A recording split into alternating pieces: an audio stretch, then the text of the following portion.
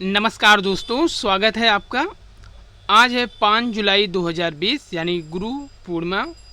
गुरु पूर्णिमा दिवस की हार्दिक शुभकामनाएं आप लोगों को। गुरु धन पूर्ण धन माह यानी सर्वप्रथम माह ही पूर्ण गुरु है, तत्पश्चात गुरु ही पूर्ण माह है।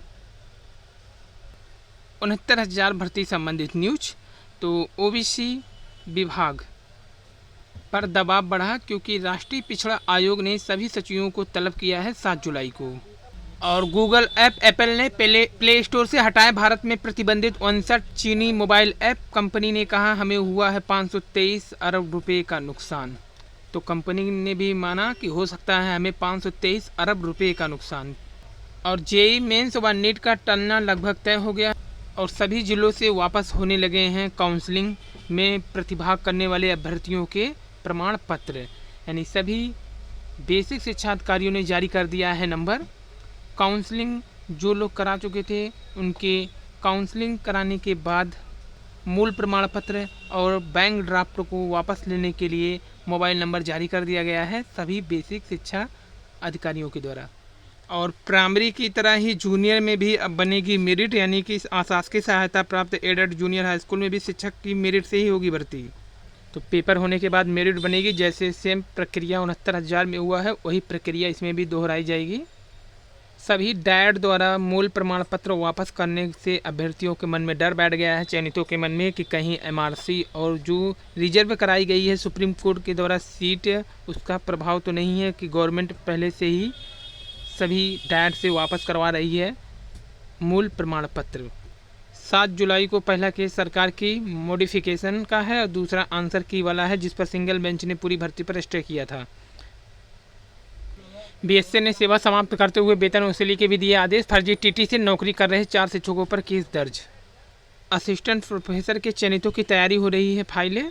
समाजशास्त्र विषय में 273 चयनित अभ्यर्थियों की नियुक्ति का है इंतजार। काउंसलिंग के लिए 1 सप्ताह में भेजी जाएगी निदेशालय फाइलें। और पॉलिटेक्निक प्रवेश परीक्षा स्थगित, सितंबर में होगी संभावना। तो सितंबर में होने की संभावना है पॉलिटेक्निक। जून में परिवहन भत्ता लेने वाले शिक्षकों पर कसा शिकंजा। ऑडिट आपत्ति के बाद इलाहाबाद विश्वविद्यालय से मांगी गई है अंडरटेकिंग रिपोर्ट और तैयार हो रही हैं चयनितों की फाइलें। इलाहाबाद विश्वविद्यालय में प्रवेश के लिए 83,000 से अधिक आवेदन आ गए हैं। और निजता के लिए चीनी ऐप्स पर पाबंदी था जरूरी, सरकार ने दिया बयान। कुछ ही दिनों में 70% तक गिरा चीनी स्मार्टफोन की बिक्री। टिकटॉक बैन होने के बाद स्वदेशी चिंगारी ऐप लोगों में हुआ लोकप्रिय। रोपोसो भी उसके पीछे लगा हुआ लोकप्रियता में। और टिकटॉक व हेलो की सफाई, चीन को नहीं दी गई कोई जानकारी। छोटी वीडियो बनाने वाला चीनी ऐप टिकटॉक और सोशल नेटवर्किंग ऐप हेलो ने भारत सरकार के लगाए प्रतिबंध पर अपनी सफाई देते हुए कहा उन्होंने भारत के करोड़ों यूजर का कोई डाटा नहीं लिया। तो ये माइक्रो साइट ट्विटर पर मंगलवार को टिकटॉक इंडिया के प्रमुख निखिल गांधी ने ट्वीट करके कहा भारत सरकार ने टिकटॉक समेत 59 ऐप को अंतरिम आदेश के जरिए ब्लॉक कर दिया था। अपना स्पष्टीकरण देने के लिए सरकार के संबंधित साझेदारों की ओर से हमें बुलाया गया। टिकटॉक लगातार डाटा प्राइवेसी और सुरक्षा का पालन करता है। चीनी सरकार समेत किसी भी विदेशी सरकार से हमने भारतीय यूजर की सूचनाएं साझा नहीं किया। और चीन से बाहर सर्वर में सेव होती है सूचनाएं, ये भले कह रहा है लेकिन डाटा काफ़ी चोरी हुए क्योंकि अमेरिका ने भी आरोप लगाया।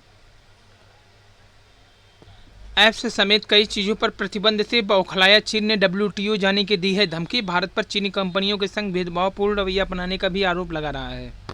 टिकटॉक पर प्रतिबंध से कंपनी ने बताया कि चीनी ऐप टिकटॉक पर भारत में लगे प्रतिबंध से उसकी मूल कंपनी बाइटडांस को $6 अरब करीब 523 अरब रुपये का नुकसान हो सकता है। सूत्रों के हवाले से ग्लोबल टाइम्स ने लिखा भारतीय व चीनी सैनिकों में सीमा पर हुए संघर्ष के बाद भारत सरकार की तरफ से लगाए गए 59 चीनी ऐप्स पर प्रतिबंध से बाइटडांस को $6 अरब का नुकसान झेलना पड़ सकता है। सूत्रों ने बताया पिछले कुछ वर्षों में बाइटडांस ने भारतीय बाजार में $1 अरब करीब 74 अरब रुपये का निवेश किया है। मोबाइल ऐप की समीक्षा करने वाली कंपनी सेंसर टावर के मुताबिक मई में टिकटॉक भारत में 11.2 यानी 11 करोड़ बार डाउनलोड किया गया जो कुल मार्केट का 20% है। यानी टिकटॉक पर प्रतिबंध लगाते ही चाइना कंपनी की कमर टूट गई है जो कि 523 अरब रुपये का नुकसान है।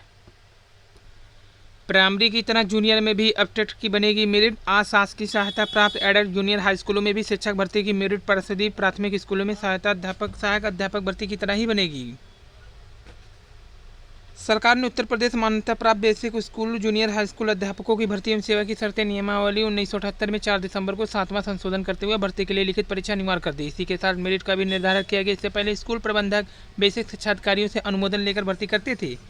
नए मानक के अनुसार शिक्षक भर्ती के मेरिट के लिए अभ्यर्थी के हाई स्कूल, इंटरमीडिएट, स्नातक व प्रशिक्षण, बीटीसी, बीएड या समकक्ष डिग्री के लिए 10-10% अंक मिलेंगे। 60% अंक का अधिभार शिक्षक भर्ती परीक्षा में मिले अंकों पर मिलेगा, यानी कि सेम टू प्रक्रिया 69,000 वाली ही रहेगी। टीटी या सीटीटी में पास होना अनिवार्य है, इसके अंक का कोई अधिभार नहीं मिलेगा।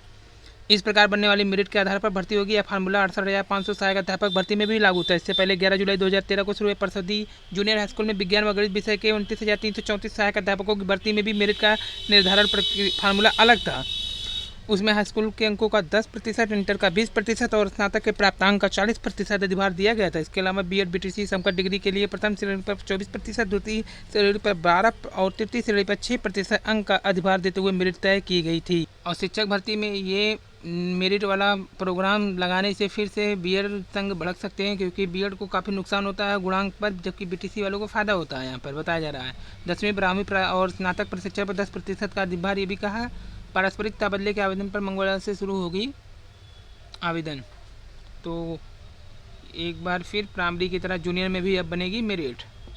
वहीं उत्तर प्रदेश की बेसिक शिक्षा परिषद विद्यालय में 69,000 सहायक अध्यापक भर्ती प्रक्रिया के अंतर्गत जो काउंसलिंग में प्रतिभाग करने वाले अभ्यर्थियों को सूचित किया जाता है। स्वयं प्रमाण पत्र प्राप्ति रसीद, मूल प्रति सहित कार्यालय बेसिक शिक्षा अधिकारी हाथरस, यानी कि हर डिस्ट्रिक्ट वाइज निकला हुआ है, कार्यालय के कार्य अवधि में उपस्थित होकर अपने मूल प्रमाण पत्र बैंक ड्रॉप प्राप्त कर लें। मूल प्रमाण पत्र संबंधित अभ्यर्थी के अतिरिक्त किसी को वापस नहीं किया जाएगा। किसी प्रकार की जानकारी हेतु मोबाइल नंबर पर भी संपर्क करने को कहा गया है, मनोज कुमार मिश्र द्वारा, बेसिक शिक्षा अधिकारी के द्वारा। तो लोग अनुमान लगा रहे हैं कि सरकार क्यों वापस कर रही है काउंसलिंग, क्योंकि इससे पहले भी वापस करने का चांस था, लेकिन अब वापस कर रही है। शायद एमआरसी और शिक्षा मित्र के लिए जो सीट रिजर्व की गई है उस पर कुछ उलटफेर होने वाले हैं, इसीलिए वापस करा जा रहा है। सूत्र ये भी बता रहे हैं कि काउंसलिंग में भी कुछ चेंजिंग हो सकती है। जो काउंसलिंग यानी चयनित लिस्ट जारी की गई इसमें